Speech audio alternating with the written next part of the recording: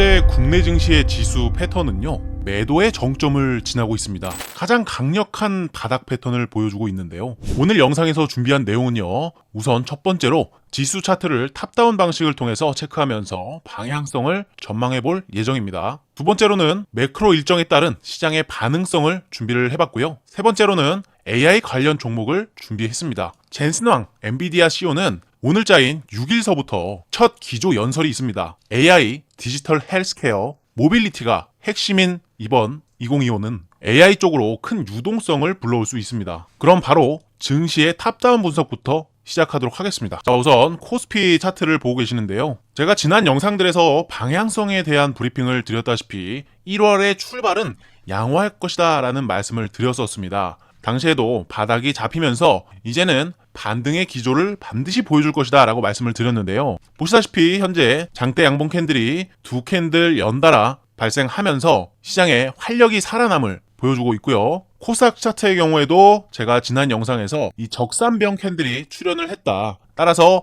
매수 압력이 상당히 강해진 시점이기 때문에 추가적인 상승 여력이 상당히 높아졌다라고 말씀을 드린 바 있는데요. 제가 말씀드린 대로 추가 상승이 나오고 있어서 정말 다행입니다. 그러나 가장 중요한 거는 앞으로의 방향성이 될 겁니다. 앞으로는 어떤 방향성으로 될지 현재의 지수를 읽어보면서 방향성에 대한 부분을 명확하게 해답을 드리도록 하겠습니다. 자, 해당 데이터는 제가 지난 영상 그리고 지난 영상에서도 한 번씩 가져왔던 주요 증권사별 2025년 코스피 전망치를 나타낸 데이터인데요. 코스피 같은 경우에는 SK증권에서도 그렇고 키움증권에서도 그렇고 메리츠, 유진, 교보 등에서 약 3,000포인트 이상의 전망치를 발표하면서 코스피 기준 3,000포인트까지는 충분히 열어둘 수 있겠다라고 말씀을 드렸고요. 코스피 하단 전망치 같은 경우에는 현재의 증시와도 크게 차이가 나지 않기 때문에 대부분 모든 증권사에서 바닥론을 제기하고 있다라고 말씀을 드린 바 있죠. 따라서 현재 코스피 주가 지수와 코스닥 주가 지수는 양호한 상승 흐름을 보여주는 단계라고 보시면 되는데 현재의 반등은요, 과도한 불균형이 풀리는 과정으로 보시면 되겠습니다. 따라서 불균형의 해소가 어느 구간까지 열려 있느냐, 이것부터 우리가 체크를 해볼 필요가 있는데요. 코스피의 경우 약 2,700포인트 구간에서 매물 저항대가 적지 않게 형성이 되어 있고요. 코스닥 같은 경우에는 약 790포인트 정도의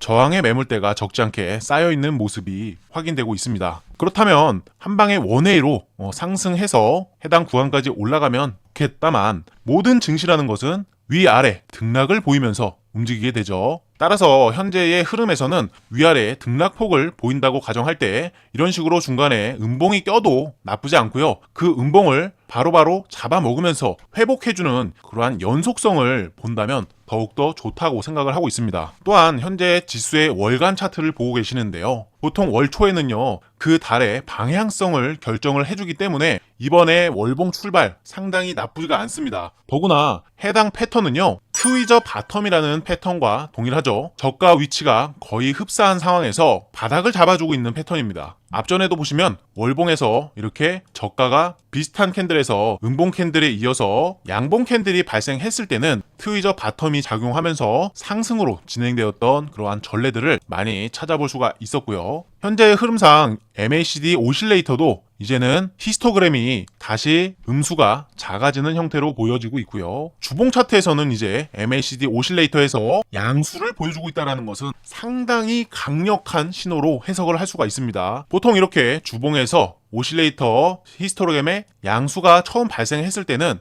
상당히 강력한 상승을 동반했던 전례들이 있고요. 특히나 이번 패턴에서는 이렇게 하락 추세선에서 지지를 받으면서 재차 상승으로 돌리는 변곡점이 발생되고 있는 시점이기 때문에 더욱더 그 탄력은 좋을 것이라고 생각을 하고 있습니다. 자, 두 번째로 매크로 일정에 대한 부분을 체크하면서 향후 방향성에 대한 브리핑 이어가겠습니다. 우선 지난 FOMC 기억하시는 분들 분명 계실 겁니다. 파월 의장의 매파적 발언이 이어지면서 2025년 금리 전망에 대한 부분에서 상당한 우려감을 만들어냈었죠. 금리 인하의 횟수가 줄어들 것이기 때문에 기대하던 유동성의 유입이 조금은 더딜 가능성이 높아졌다는 인식을 불러오면서 시장에서는 미국 증시를 비롯해 글로벌 증시가 전반적으로 하락이 반영이 되었죠. 그러나 제가 생각하는 입장에서는 이미 그 하락분은요, 충분히 지난 FOMC에서 이미 어느 정도는 충분히 선반영이 됐다라는 관점을 말씀드리고 싶습니다. 그렇다면 제가 첫 번째 말씀드렸던 지수의 상방 관점에 대한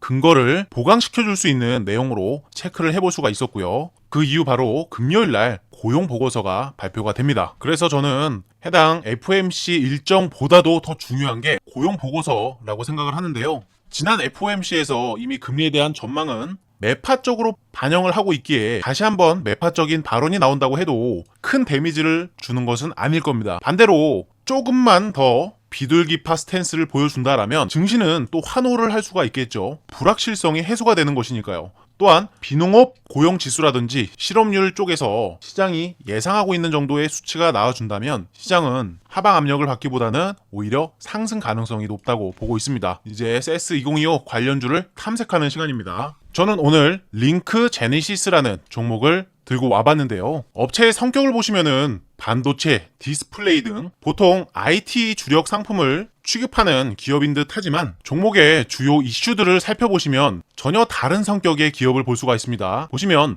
지능형 로봇, AI 테마의 상승, 현대차, 아마존 클라우드 AI 기술, 엔비디아, 유니버셜 로봇과 AI 협동 로봇 동맹 소식 등의 지능형 로봇, 인공지능 테마의 상승, 온 디바이스 AI, 삼성전자 AI 반도체, 이나노 AI 가속기 수주 사실이 부각되면서 시스템 검증 자동화 솔루션 업체로 삼성전자의 고객사로 보유 사실의 급등. 해당 내용에서 볼 수 있듯이 링크 제네시스는 AI와의 연결성이 상당히 강한 종목이라는 것입니다. 특히나 세스 2025에서 기대되는 링크 제네시스의 역할은요, AI를 통한 산업 자동화와 데이터 분석 기술이 주목받을 것으로 예상이 되기 때문인데, 링크 제네시스는 이 흐름에 맞춰서 AI 기반 테스트 자동화 및 스마트 팩토리 솔루션을 글로벌 산업 트렌드와의 연결성을 더욱더 강화할 가능성이 높다라는 것이죠. 특히나 링크 제네시스가 AI 데이터 처리 및 자동화 기술을 활용한 솔루션을 기반으로 세스 참가 기업들과의 협업 기회를 확대할 경우에는 단기적으로도 해당 기업이 큰 수혜를 입을 수 있겠지만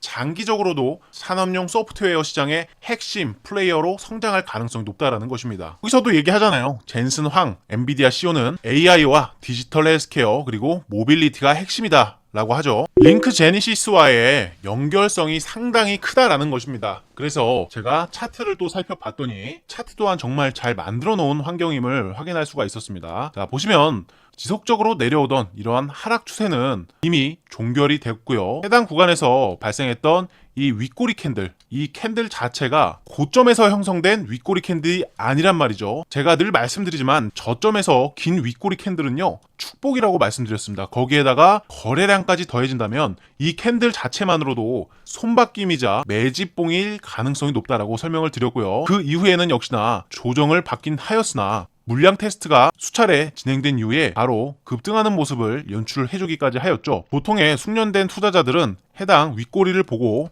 매집 캔들이라는 것은 인지를 할 수 있겠지만 해당 구간에서 이미 수익 실현을 하면서 털고 나가고 있다라고 생각을 할 가능성이 높습니다. 그러나 저는 그와 반대로 생각을 하고 있는데요. 현재 상단에서도 그렇고 하단에서도 그렇고 현재는 박스권으로 형성이 된 시점이라고 볼 수가 있겠습니다. 더구나 해당 거래량을 봤을 때 물량 테스트가 수차례 나온 것을 확인한 이후에 거래량이 발생한 것이기 때문에 해당 거래량은 수급이 유입되고 있다는 것을 보여주고 있는 것이고요. 자, 여기서 돈을 들여서 주식을 샀습니다. 해당 거래량은 쉽게 말해서 단합이 안 되는 개인 투자자들이 만들 수 있는 거래량이 절대 아닙니다. 따라서 주체의 개입이 있었고요. 일부 돈을 들여서 주가를 올려놨기 때문에 다시 한번 가격이 싸지기를 기다리고 있는 상황입니다. 또한 박스권을 만들면서 해당 구간에서의 롤링도 상당히 양호한 흐름으로 이어지고 있는데요. 해당 검은색 이평선인 241선을 제외하고 모든 이평선들은 현재 수렴을 이루면서 상방으로 확산을 하는 과정에 있고요. 단기 이평선들은 서로 꼬여주면서 다시 한번 수렴의 길로 접어들고 있습니다. 저는 개인적으로 해당 구간에 윗꼬리들이 많이 발생하긴 하였지만 앞서 오랜 시간 하락 파동을 만들었었기 때문에 해당 매물을 아직까지는 소화하는 과정이라고 생각을 하고요. 이미 세 차례의 윗꼬리 캔들이 발생을 했기 때문에 해당 하락 파동의 매물대 저항은 충분히 소화를 시켜둔 상황이라고 생각합니다. 따라서 이번에는 다시 한번 돌파 테스트를 할 때 돌파될 가능성이 상당히 높아졌다라고 볼 수가 있는 것이죠. 그래서 사실 가장 중요한 거는 이 링크 제네시스 어디서 다시 매수로 접근을 해야 될까? 이 부분일 텐데요. 매수가 같은 경우에는 사실상 실시간 분석이 너무나도 중요하기 때문에 유튜브에서는 안내해드리는데 한계가 있습니다. 그래서 제 취지에 더 힘을 실고자 저와 여러분들이 실시간으로 자유롭게 소통할 수 있는 방을 준비해놨는데요. 준비해둔 자유방에서는 시장 상황에 맞춘 정보와 대응 전략을 24시간 함께 논의할 수 있고, 단순 정보만 주고받는 것이 아니라 각자 매매 스타일에 맞춘 의견 교류와 시시각각 변화하는 시장에 대응이 가능하도록 설계를 해놨기 때문에 정말 많은 도움이 되실 겁니다. 고정 댓글에 입장하실 수 있게 링크를 남겨드릴 테니까 연락 남겨주시면 바로 초대해드릴 수 있도록 하겠습니다. 오늘 영상도 끝까지 시청해주셔서 감사드립니다.